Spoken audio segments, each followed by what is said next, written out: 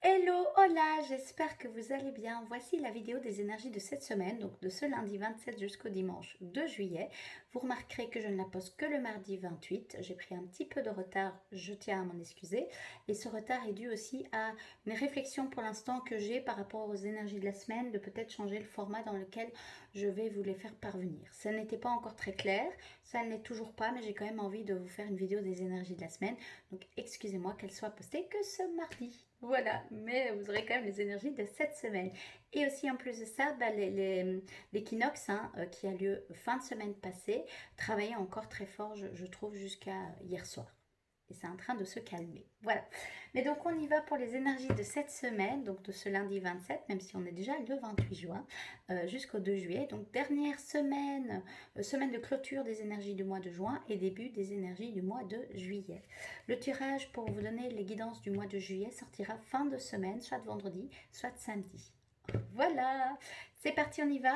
J'ai sélectionné 3 oracles, vous avez en description le nom des oracles. Je commence déjà à mélanger, je vais mettre ma caméra pour que vous puissiez voir ça. Donc, les noms des oracles se trouvent en descriptif, ainsi que la minutrice. Il y a une petite partie canalisation. Comme ça, vous pouvez peut-être aller à la partie peut-être canalisation directement si c'est ce que vous souhaitez. Et voilà. Donc, tout a été sélectionné en amont, les oracles, mais surtout saugé et mélangé, mais je remélange quand même bien. Et surtout, je mets cette intention de recevoir les guidances par rapport aux énergies qui vont vous accompagner cette semaine, le 27 au 2 juillet, inclus, même si on est le 28 déjà. Merci. Alors, non, c'est à la coupe. Ok. Alors, il y a la carte ennemie qui ressort, la carte santé, le cloître, le bonheur, prisonneur. Ok. Alors, ici, on a une notion d'argent. Donc, ça peut être une thématique de la semaine ou une information supplémentaire. Et je vais prendre, ok, la fatalité. Ok, hyper intéressant. Ce que je vais faire, c'est que je vais mettre les 2 cartes ici. Ok. Est-ce que c'est bon? Oui. Pour l'oracle Béline, c'est bon. Il y aura 2 conseils qui vont venir jusqu'ici. Alors, les amis, dans l'ordre des cartes qui sont sorties, alors, on va faire ça comme ça. Première carte sortie, c'est les ennemis. Alors, je l'ai mise instinctivement au niveau du passé. Alors, au niveau du passé, où ce qu'on me dit aussi, c'est l'information à prendre en compte aussi. Ça peut être des ennemis en lien avec votre passé, ou ça peut être des actions, voilà ce qu'on me dit, que vous fassiez dans votre passé et que peut-être remonte un petit peu à la surface de vouloir refaire ces actions-là. Par automatisme, par peut-être confort, aussi peut-être par peur du futur qui n'est pas encore très clair et que du coup vous faites des actions d'auto-sabotage. Ça peut aussi être ça, l'ennemi ça peut être vous-même, voilà, ça c'est important de le dire. Au-delà de ça, si ça ne résonne pas avec vous, et vous prenez aussi les informations qui résonnent, je tiens à vous le rappeler, et faites appel à votre propre guidance intérieure. Ce qui me vient aussi de façon pratico-pratique, c'est aussi qu'il y a pu avoir peut-être des gens aussi ou des énergies. Il ne faut pas... ce qui est important pour moi de vous dire directement quand je parle d'énergie, qu'il y a des ennemis ou même des personnes. Si c'est des personnes, ben, c'est de se tenir éloigné de ces personnes-là qui ne sont pas là pour vous, qui ont été là à un moment de votre vie pour vous apporter des apprentissages, des prises de conscience. C'était peut-être leur rôle aussi, certainement le rôle. Mais voilà, si la leçon a été apprise, ça ne sert à rien de rester avec ces personnes-là. Si vous voilà, si vous sentez que c'est des énergies, des personnes avec des énergies plutôt basses ou qui vous tirent vers le bas, parce qu'en réalité, des énergies basses, on peut tous à des moments être dans des énergies basses. Moi, ça m'arrive aussi de parfois être dans des énergies basses. Et quand c'est le cas, ben, je prends le temps avec moi-même pour me purifier, pour me nettoyer, pour comprendre aussi pourquoi je suis dans ces énergies basses. Et voilà. C'est important de le dire parce que parfois on dit ah, moi je suis une énergie avec des hautes vibrations et tant mieux si c'est le cas. Mais on peut tous en fait à des moments aller vers des énergies un peu plus basses. Mais donc, s'il y a aussi des énergies basses qui vous entourent, prenez de la distance par rapport à eux. mais il est important de conscientiser ça. Que ce soit des gens qui vous entourent, et c'est en lien avec votre passé quand même, c'est au niveau du passé. Peut-être qu'elles vont vouloir revenir dans votre vie, c'est à vous de mettre vos limites. Ça ne veut pas dire que vous ne pouvez plus les voir, mais c'est mettre vos limites. Voilà, ça c'est important. Si c'est des activités ou des actions que vous faites vis-à-vis de vous-même, hein, de l'auto-sabotage, c'est aussi à vous de mettre votre limite, vos limites et d'arrêter de vous auto-saboter. Et par les autres énergies, hein, si c'est plus dans les mondes subtils, ce qui est important de dire, et les guides me le disent tout de suite de vous le transmettre, c'est qu'en fait, plus vous auriez peur de ces énergies-là, plus vous les attirez, plus vous vous concentrez sur elles, et plus vous les attirez. Ok. Donc ça, c'est peut-être aussi que c'est un mode de fonctionnement de votre passé que vous prenez peut-être conscience dans votre présent, ou que vous recommencez à activer, où des peurs se réveillent. Et donc les conseils des guides, on ira voir aussi après avec l'autre oracle, mais ce qu'ils me disent directement, c'est au lieu de vous focaliser sur vos peurs, rentrez dans votre ancrage, rentrez dans votre corps physique, soyez lumière et générez de la lumière autour de vous. Purifiez-vous si vous en avez besoin, ancrez-vous sur l'instant présent, qu'est-ce qui est réel et vers quoi vous voulez actionner vos actions, votre esprit, votre matière et votre énergie. Est-ce que c'est sur vos peurs, sur les énergies basses, ou est-ce que c'est plutôt sur vos envies, sur les envies de votre cœur, sur votre pouvoir créateur de lumière par exemple, et la lumière qui émane de votre cœur. Voilà, ça c'est la première carte. La carte dans l'instant présent, dans cette semaine-ci, ce qu'il peut aussi être travaillé, c'est la campagne, la santé. Alors la santé, hein, de nouveau, je vous rappelle, c'est cette approche que j'ai de la santé, qui est une approche holistique. Hein. Voilà, holistique. Donc ça peut être la santé physique, mentale, émotionnelle, énergétique, spirituelle. Hein. Peut-être qu'il y a plus un domaine qui a besoin d'être mis en conscience. Peut-être c'est l'énergie physique. Hein. Peut-être que c'est plus sur le plan mental, émotionnel, en sachant que chaque plan ou chaque domaine, moi je parle de plan, mais peut-être si ça résonne plus avec vous, la notion de domaine, enfin oui, de plan, de domaine, interfèrent les uns avec les autres. Donc si vous avez un problème de l'ordre plus dans le plan mental, que vous ruminez beaucoup, vous êtes très anxieux, cela peut descendre jusque dans votre corps physique et créer des tensions à la nuque par exemple, des tensions au dos, dans le bas du bassin, au niveau des bras aussi, enfin au niveau des poignets, voilà, c'est ce qui me vient, donc je vous le dis à l'instant T. Et l'émotionnel aussi, s'il y a une émotion bloquée, ça peut descendre jusque dans le corps physique, voilà. Donc tous les plans et tous les domaines interfèrent les uns avec les autres. Mais donc on voit que dans le présent, il y a vraiment une invitation à être conscient de quel est votre état de santé actuel, quels sont les domaines ou les plans dans lesquels vous vous sentez, ils me disent très façon très opérationnelle, donc très cash et très matérialisée, merci les guides, opérationnel ou non. Voilà. Ou est-ce qu'il doit y avoir peut-être des ajustements, et ce qu'il me montre aussi, c'est est-ce qu'il y a ce genre d'énergie ou de personnes qui font eux une interférence sur les plans de votre santé physique, mentale, émotionnelle, spirituelle, énergétique. Et si c'est le cas, mettez vos limites, voilà, mettez vos limites, c'est important, respectez-vous et purifiez-vous, recentrez-vous sur vous, enfin tout ce qu'ils ont dit en amont, hein. Voilà. Écoutez, ce qu'il dit, c'est écoutez votre intuition, écoutez vraiment vos ressentis corporels et votre intuition profonde, d'accord? C'est important. Et plus vous allez faire ça, plus vous allez vers les honneurs. Les honneurs, ça peut être récupérer une meilleure santé physique, émotionnelle, mentale, énergétique, spirituelle. Mais c'est surtout vous sentir bien dans vos baskets. C'est ça, récolter le fruit de son travail, les honneurs, les lauriers, reprendre votre pouvoir créateur en main. Quand je vois ces deux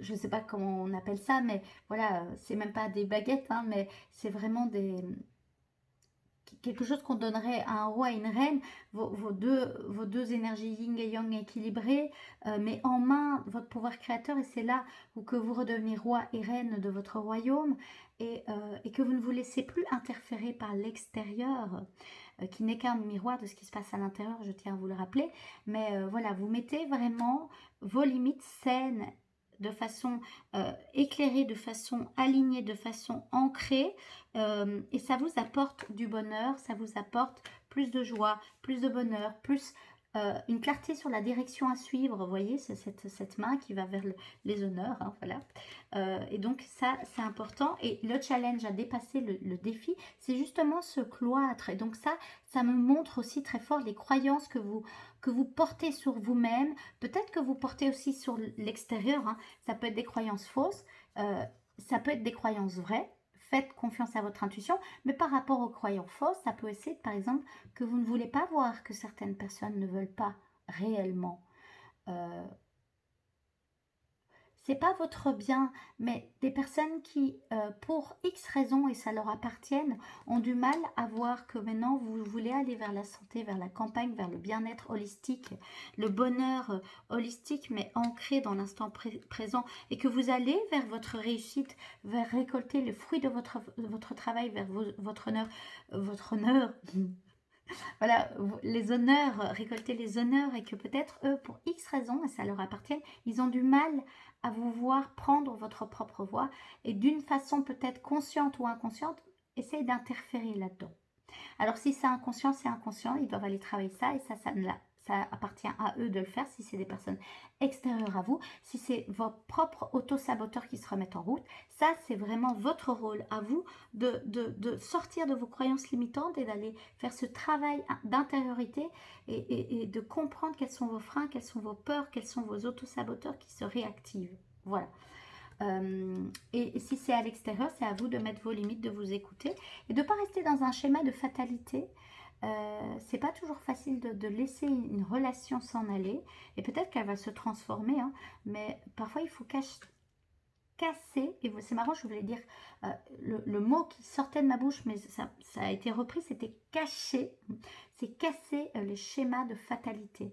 Et donc peut-être qu'il y a encore des choses qui sont inconscientes aussi chez vous, mais qui vont monter au conscient, puisque on est passé de cacher à casser. Donc vous passez cette phase de ça a été caché, inconscient, au conscient. Et donc une fois que c'est conscient, vous décidez qu'est-ce que vous faites. Est-ce que vous restez dans ce cycle de fatalité, d'inertie, où oui, vous avez la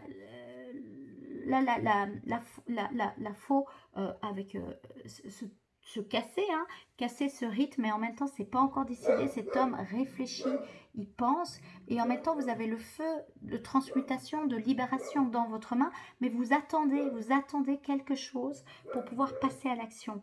Et ce qu'on me dit maintenant, c'est que c'est prêt à passer à l'action en allant vers ce qui vous donne le plus de santé. Vraiment le plus de santé, votre bien-être, votre bonheur intérieur. Ça, c'est les signaux qui vont vous montrer la bonne direction à faire. Et alors, ça a un lien alors, avec la fluidité, peut-être énergétique, mais aussi un lien avec l'énergie de l'argent. Et donc, peut-être s'il y a une énergie bloquée d'argent, ou vous êtes plus dans le manque, ou de nouveau, il y a des énergies de manque qui se réveillent, vous pouvez peut-être avoir cet auto-saboteur qui se réveille, qui va aller dans ces peurs du manque. Oh là là, j'ai peur, j'ai peur, j'ai peur. Non, de nouveau, les énergies qui diminuent vos énergies et vous font aller vers des vibrations basses, la peur, l'angoisse, l'anxiété. Et il y a non-jugement quand je dis ça. Hein. Faut pas se dire c'est bien, c'est mal. Hein. On est tous des humains, donc on passe tous par des énergies hautes, on passe tous par des énergies basses, et la vie nous fait faire des mouvements perpétuels. Après, c'est à nous de reprendre notre pouvoir créateur, hein, et de décider, ok, je suis là-dedans pour l'instant, qu'est-ce que je peux faire pour switcher d'un état à un autre, parce que ça, c'est sous notre contrôle. De nous à nous, pas chez les autres. On ne peut pas contrôler les autres, mais de nous à nous, on peut le décider. Et donc, c'est nouveau de sortir de ce cloître avec cette porte fermée, mais vous avez les clés, hein, les amis. Et vous l'avez déjà ouvert la porte, fermée, ouvert la porte. Et c'est peut-être aussi une invitation maintenant que vous savez que la porte est ouverte. Passez cette étape, passez ce seuil de conscience. Et passez ce seuil de conscience et de pouvoir créateur aussi. Voilà, c'est ce qu'on me dit. Et que c'est en lien avec les énergies, avec beaucoup de choses aussi, avec une sorte de fatalité, donc peut-être des libérations de karma, de transgénérationnel, et c'est aussi en lien avec cette énergie d'argent. Voilà. Et ça, peut-être que c'est plus dans les mondes invisibles, mais sachez que ça travaille, et que les guides, c'est ce qu'ils me disent, on vous accompagne dans ce travail-là. Les gardiens de la Terre aussi, hein, avec cette énergie de feu, ils peuvent venir vraiment vous soutenir et vous accompagner dans tout ce travail. Et si c'est compliqué pour vous et que c'est pas suffisant, il vous rappelle que vous êtes un corps incarné dans la matière et donc il y a aussi des êtres extérieurs incarnés, elles aussi des thérapeutes, des psychologues, plein de sortes de thérapies possibles pour vous aider, des kinésiologues, voilà, toutes sortes d'accompagnements thérapeutiques que je propose aussi. Voilà, mais c'est pas le sujet d'en parler maintenant, mais voilà, c'est ce qui me venait, il me demandait de lire aussi que bah oui, je peux faire ça aussi. Mais c'est pas le sujet de la vidéo. On passe à la deuxième partie de la vidéo, les amis, les conseils. Je vais demander 2 conseils des guides. Les cartes. Les 2 conseils des guides, vraiment, je vais mettre un petit peu les cartes ici en attendant. Les 2 conseils des guides, les amis, pour vraiment vous aider à aller vers cet honneur, vers cette fluidité au niveau de l'abondance, au niveau de l'énergie de l'argent, mais l'énergie aussi dans votre corps physique, et vous détacher du passé, des aspects un peu fatalité, de cet auto-saboteur peut-être, cet ennemi qui peut être vous-même, ou aussi ces ennemis extérieurs. Hein. Voilà, ça va. Donc on va aller voir un petit peu ce que les guides auront envie de nous transmettre. Alors les guides, les maîtres ascensionnés et les gardiens de la terre, envie de nous transmettre. Ok, ce qui me vient, parce que je l'ai vu déjà pendant que je saugeais, c'est raconter votre histoire. Donc je vous la montre, on verra si elle ressort. Mais j'avais besoin de vous la montrer, cet oiseau qui est encore sur son fil, qui attend, qui chante et qui raconte sa vérité. Peut-être qu'il y a besoin de vraiment, vraiment mettre sur papier ce qui est lourd pour vous et votre histoire. Pour pouvoir vous libérer et peut-être prendre conscience de certaines choses. Voilà, c'est ce qu'on dit. Ça, c'était de façon générale. Et si ça ressort, ben, on verra. Voilà, c'est qu'ils auront besoin de vraiment enfoncer le clou, comme on dit, sur cette information-là. Je mélange encore une fois. J'ai déjà mélangé en amont, mais écoutez, j'ai cette intuition qui me dit de bien mélanger les cartes. Donc, je les mélange, je les coupe, mais c'est pas comme ça que je reçois les messages. Je vais demander de voir si c'est OK de faire sauter 2 cartes pour vraiment donner vraiment des conseils pour nous accompagner cette semaine. Alors, combien on en a? Ben, on en a 2, c'est extraordinaire, merci. Je vais tout de suite vous les montrer. Ok, je les retourne d'un coup. Premier, le voyage du chercheur spirituel. Ok, donc ce qui me vient instinctivement, c'est qu'en fait, ces étapes, je vais remettre les cartes, ces étapes, vous voyez, de vagues, comme je vous disais, d'énergie basse et d'énergie haute, ça fait partie du voyage du chercheur spirituel.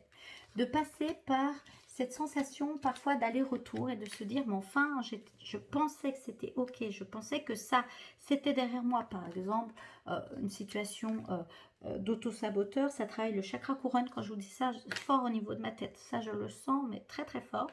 De se dire, ah, ben, je pensais que c'était derrière moi, ou quelqu'un du passé qui veut encore revenir dans votre vie et vous hésitez peut-être à encore le laisser rentrer, mais peut-être de nouveau un petit peu trop, et vous dites, mais enfin, je pensais avoir compris la leçon, est-ce normal, est-ce que c'est ok, et donc d'aller remuer et de rester peut-être dans un auto-saboteur et de vous faire croire que vous n'en êtes pas capable et que vous perdez confiance, ça fait partie du voyage du chercheur spirituel, les allers-retours. Maintenant, ce qui est important pour vous de savoir, c'est d'arriver à lâcher ce qui est demandé de lâcher, des habitudes, des comportements, des croyances limitantes. Personne ne peut le faire à votre place et c'est pour ça que les guides vous disent « êtes-vous une tête de mule ?» Peut-être que vous vous accrochez un petit peu trop à des choses du passé, à des comportements du passé, à des croyances limitantes sur vous-même, que c'est de vous-même que vous ne voulez pas lâcher le morceau. Et donc là, il y a une invitation à lâcher plus. Comment faire? C'est ce que vous allez peut-être me dire. Ok, c'est super, Astrid, Chloé, Marcella, tu nous dis tout ça, mais comment faire concrètement? Eh bien, on va aller peut-être voir s'il y a un message en canalisation. Comment faire? Ou un troisième message ce qui est en dessous du paquet de l'oracle de la quête spirituelle, c'est ni tout noir ni tout blanc. Ok les amis, et savourez le moment présent. Ben voilà, je pense comme ça va m'aider à partir un petit peu plus en canalisation. Donc le conseil numéro 1 pour êtes-vous une tête de mule qui va vous aider? C'est vraiment, les amis, rien n'est ni tout noir, rien n'est ni tout blanc. On est fait de nuances sur notre terre. Les extrêmes existent, certes, mais rien n'est à 100% noir et rien n'est à 100% blanc. Et donc, trouvez les nuances, même dans les croyances que vous avez sur vous-même. Où sont les nuances? Ou surtout, ce qui me dit, c'est où sont les extrêmes? Quelles sont les croyances que vous avez sur vous-même ou sur quelqu'un d'autre où vous êtes sûr, c'est d'office, c'est ça et c'est à 100% ça. Et ça, c'est vraiment à les retravailler et à lâcher ça. Remettez plus de nuances. Quand j'ai ça, ça rend, donc il y a des libérations dans votre vie. Et acceptez les nuances. D'être nuancé. Soyez plus nuancé. Ça va vous permettre de justement casser des croyances qui étaient très très imprégnées dans votre subconscient, dans votre conscient et dans votre subconscient. Ok? Et le deuxième conseil, c'est savourer l'instant présent. Et ça va vraiment aller. Savourer le moment présent. Moi je dis l'instant et c'est lié au bonheur, hein, les amis. Qu'est-ce qui est réel maintenant dans votre présent? Si vous avez une croyance limitante sur vous, je suis nul. Regardez-vous aujourd'hui. Êtes-vous nul dans tous les domaines de votre vie?